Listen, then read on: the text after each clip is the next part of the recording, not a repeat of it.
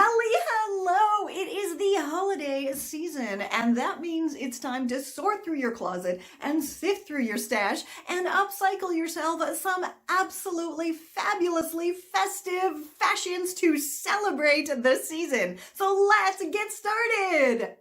This is Confessions of a Refashionista. For this fast and festive project, all you need is a holiday colored top, some fab faux fun fur, your scissors, and your sewing gear.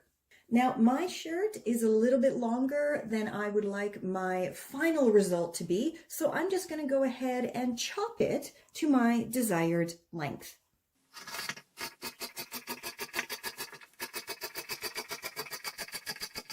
So I've made things with faux fur before, but I've never sewn with it. I used a staple gun, I've used a glue gun, I used regular glue, but yeah, I've never actually attempted to sew with it. So let's learn together.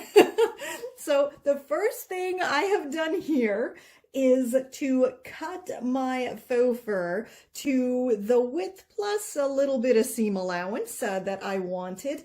And yeah, because the back of it here is really not very soft and quite scratchy, I am going to be stitching it right directly over top of the velvet fabric here. So then I will still have the nice soft interior against my skin instead of this kind of scratchy bit here. So again, let's see how this is going to work. So first, I have just laid it in the basically the end position that I want it to finally be in. And then I'm going to simply flip it up. So then I'm going to be sewing along this chopped edge here. And when I pull that back down, it should have the nice clean edge up here. So let's go try that and see how that's gonna work out. Okay, I have successfully stitched on the first bit of the faux fur here, and I went nice and slow and steady and used a tight, wide zigzag. Now also, because this velvet is a bit stretchy, I did ever so slightly stretch it as I stitched, so I would still have, you know, that bit of give to pull this on and off over my head and shoulders. So now the moment of truth. Is this faux fur going to flip down nicely? Let us see. Oh my, it seems to be working. Yeah, I think. Wow. Okay, that actually worked. I am in like total shock right now. That actually worked. I am very, very proud of myself. And yeah, it's actually a really nice straight line here. I was a bit concerned because this is stretchy that it was going to be kind of wavy, but it's not. It's laying nice and flat and perfect. Hooray! Okay, now I'm thinking I am going to go ahead and stitch this part as well. Stitch all down here so it just, you know, lays nice and flat. Yeah, and let's go see how that goes. So when I did try to stitch this interior velvet fabric over here, it kind of ended up giving the faux fur a kind of comb over part, if that makes sense, and it did not look nice at all. So I've decided to just leave it as is because it does look great. And then I went and finished off the cuffs with some more faux fur to totally complete my fabulous festive faux fur velvet Refashionista holiday shirt. So now that I have my splendid Santa shirt, I need something, you know, just as funky and festive to wear with it. So let's go have a peek under the tree and see if there's anything there that I can transform. For this fast and festive project, all you need is a thrifted Christmas tree skirt, a pair of pants that fit comfortably in the waist, scissors, and your sewing gear. So your first step is to simply stitch that open edge of the tree skirt together with the right sides facing. So now, unless your waist and hips are kind of the same circumference as a Christmas tree trunk, which I don't think many people are, you're going to want to make the hole a little bit bigger so you can slide it on and off your body easier. Now, I really don't like doing any kind of measuring or math or anything. I prefer to do the eyeball it method when I'm making. So I just go ahead and kind of hold it up to my body to figure out where I need to chop my new hole out. And then, just put a mark on either side and take it back over to my table. So as you can see, I've added my pins, and mine were about 7 centimeters from the original opening. Now I'm just going to go ahead and cut out a little semicircle shape.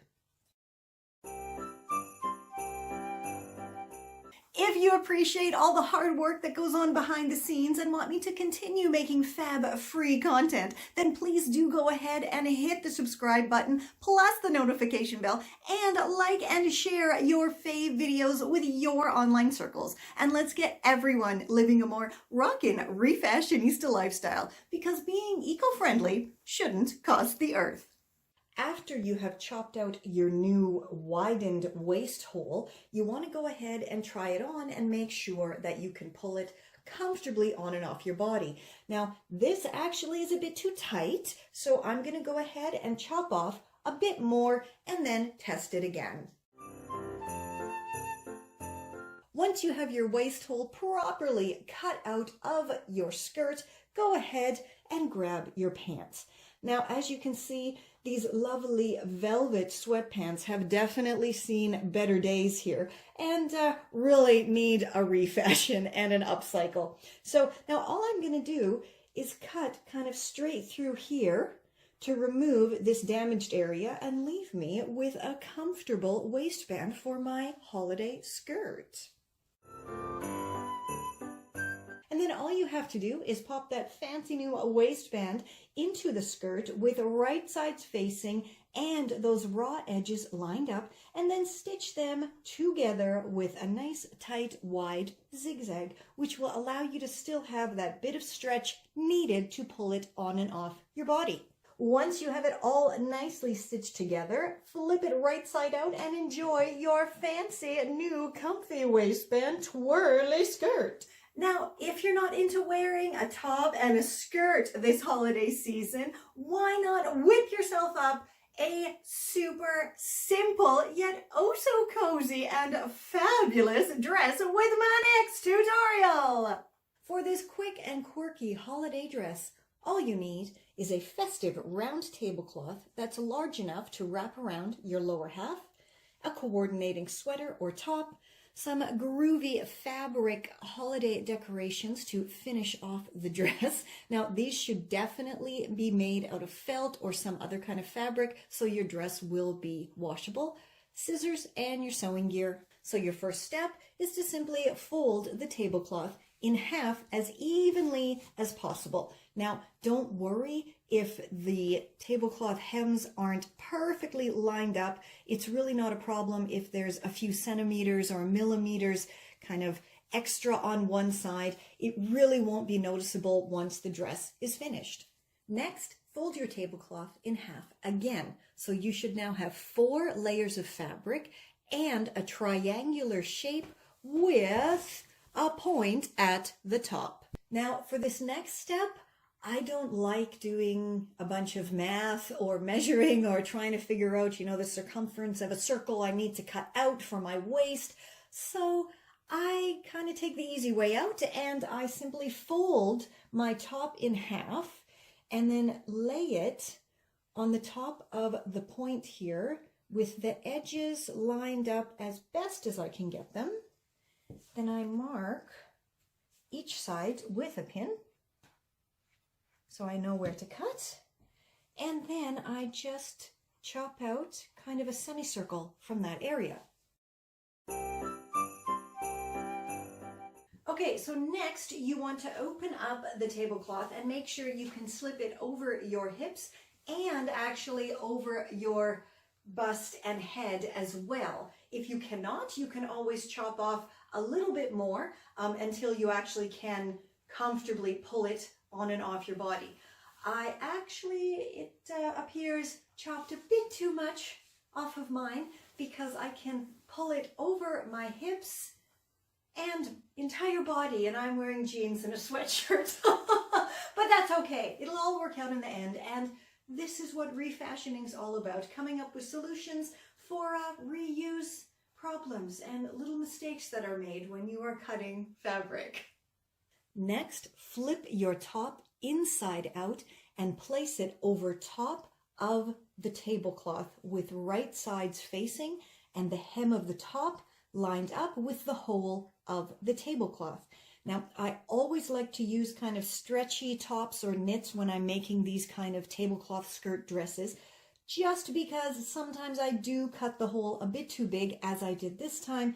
And if it's a stretchy top fabric, I can just stretch that to match up with the exact width of the hole that I chopped.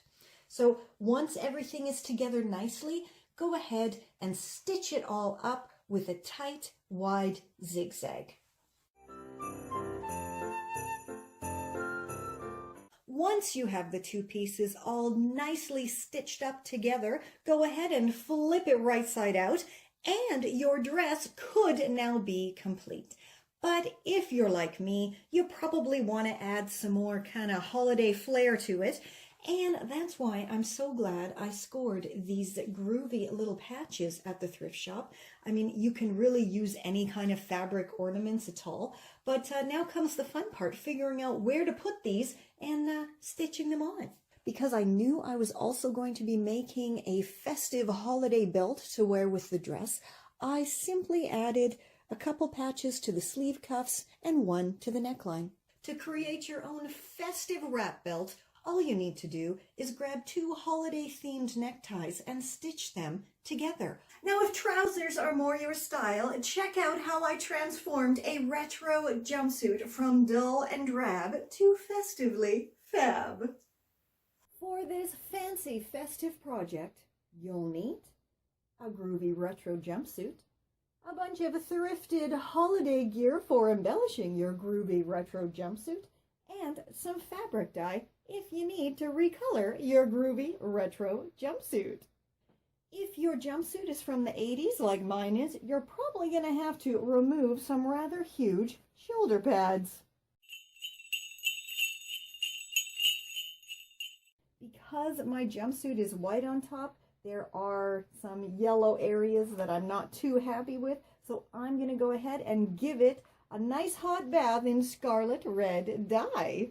So while my jumpsuit is dyeing, let's take a closer look at some of my fantastic thrifty embellishments. I have my vintage Edelweiss trim from Germany, a couple of groovy holiday escadoilies, and of course festive neckties. Now, I knew I wanted to incorporate a necktie somehow into my holiday jumpsuit refashion, so I went to the thrift store and picked these up. Little did I know, this one has a fabulous bonus, which I discovered when I got home. Da da da da. Oh, fancy lady. La la. Unfortunately, my jumpsuit didn't come out quite as scarlet red as I had hoped, as it was a mostly polyester blend fabric. However, it still came out looking a lot better than it did before. So I went ahead and chopped off the sleeves and then finished off the ends with my lovely vintage Edelweiss trim from Germany. And the final festive touches to my groovy holiday jumpsuit are fab little doilies added to the shoulders and a funky vintage necktie all around the collar of the jumpsuit. So now that you've created your fab festive outfits, it's time to top them off with some groovy holiday accessories. For this fast and festive project, you'll need your trusty glue gun, extra glue sticks, a styrofoam cone, headband, Christmas garland, and some old beaded necklaces.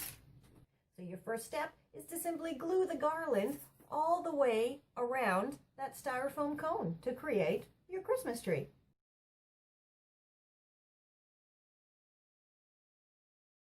If your tree kind of looks a bit crazy like mine does, then you might want to grab some scissors and just give it a bit of a trim and form it more into a Christmas tree type shape.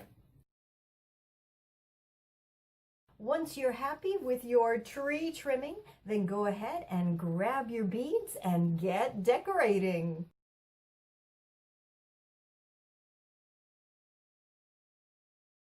Add a tree topper, grab the headband and glue it all together.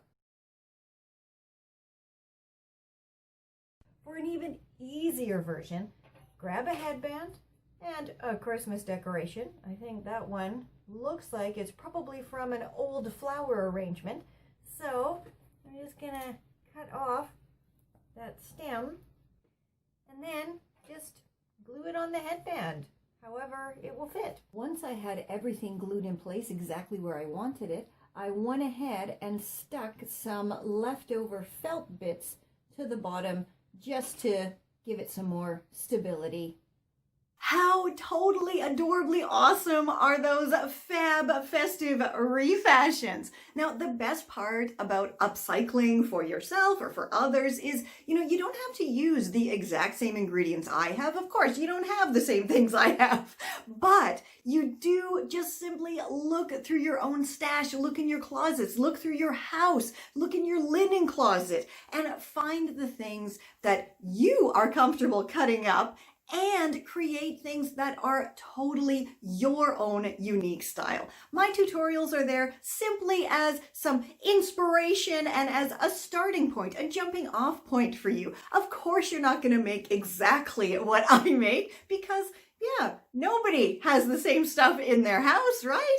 But as I said, use it as a jumping off point. If you don't like my style, transform something into exactly your own style, something that you feel great in. That's what this is all about, creating things that you feel great in, and of course, saving the planet one refashion at a time. Now, for loads more tips, tricks, and sustainable lifestyle tutorials, head on over to my refashionistasherry.com, and while you're there, grab one or more of my ebooks. They also make fab last-minute holiday gifts. And let's get everyone living a more sustainable lifestyle.